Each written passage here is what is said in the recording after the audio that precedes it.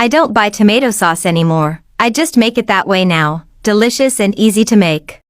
I don't buy tomato sauce anymore, I just make it that way now, delicious and easy to make.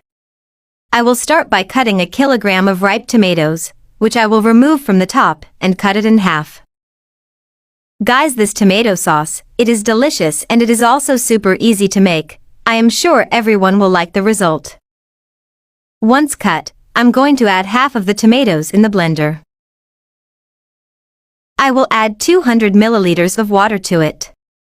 And I will blend very well, for a few minutes. At this moment I would like to know, from which country or city you look at us, to send you a special greeting in the next recipe. The greeting in today's recipe is for Selvai Naidu from South Africa, also for Seferina Cortez from Philippines, and Petrusa Maharaj from Florida. Thank you for always seeing and enjoying our recipes. Now I'm going to add the other half of the tomatoes, and I'll keep liquefying.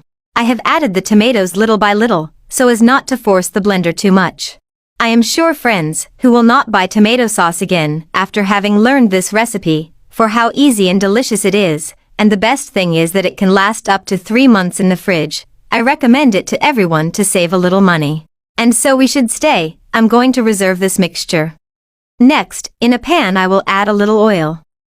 Then I will add a medium onion cut into very small cubes. And I'm going to fry the onion for a few minutes. Once the onion is sautéed, I will add all the mixture of the blender. And I'm going to spice up by adding a teaspoon of salt, ground black pepper to taste, a tablespoon of garlic powder, and I will mix well to incorporate these ingredients into the sauce.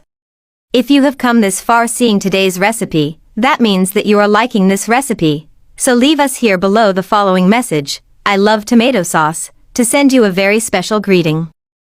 I will cover and let cook over medium heat for 20 minutes or until thickened. From time to time, we must move the sauce so as not to run the risk of our tomato sauce sticking to the pan and burning. And now our tomato sauce is ready. You saw how easy it was to make it. Now you just have to store it in a glass jar with a lid. Take it to the freezer and it will last up to 3 months. But I would like you to rate this recipe from 0 to 10 to know if you liked the result. Thank you for watching this recipe until the end. I hope you liked the result. Tell me if it's the first time you